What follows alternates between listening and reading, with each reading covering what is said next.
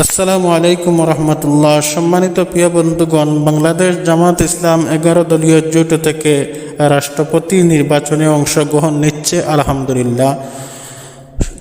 সম্মানিত প্রিয় বন্ধুগণ, কিন্তু কথা হচ্ছে বাংলাদেশ জামাত ইসলাম 11 দলীয় জোট থেকে কারা রাষ্ট্রপতি নির্বাচনে অংশগ্রহণ নিচ্ছে, প্রার্থী কারা, সব থেকে এই নামগুলো উঠে আসতেছে যে জামাতের সেক্রেটারি মিয়া গোলাম পড়ুয়া সাহেব, জামাত জোটের কর্নেল আলী সাহেব।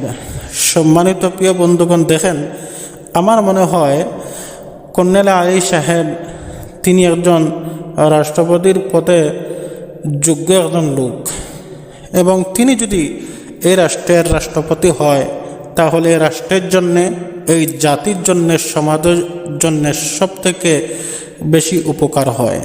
সম্মানিত প্রিয় বন্ধুগণ, কিন্তু লাভ কি হবে? এই তো জামাত ইসলামের বড় বড় শীর্ষ নেতারা তারা তো বলেন যে বিএনপি সরকার টিকবে না।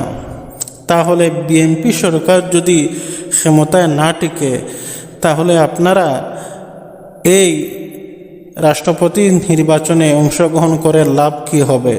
কারণ বেবিচারী স্বৈরাচারীরা ক্ষমতায় বসে আছে, তারা জোর মূল্যকভাবে তাদের মানুষ রাষ্ট্রপতি পদে বসিয়ে দিবে।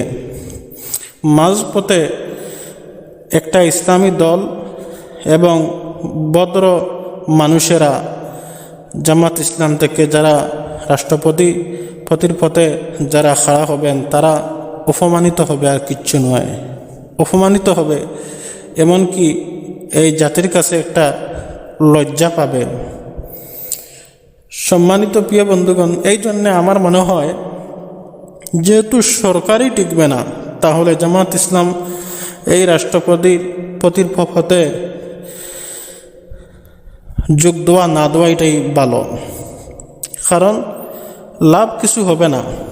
জাতীয় নির্বাচন যেইভাবে ফলাফল চুরি করা হয়েছে, রাষ্ট্রপতির পদ তেমনিভাবে একইভাবে হবে। কারণ জোর তার, যার মুল্লুক তার।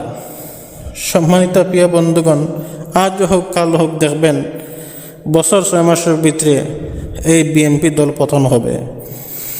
বিএনপি দল পতন হবে, এরা ক্ষমতায় থাকতে পারবে না। এরা ভুলে গেছে সেই জিয়াউর রহমান সাহেবের আদর্শ। এরা ভুলে গেছে ম্যাডাম খালেদা জিয়ার আদর্শ।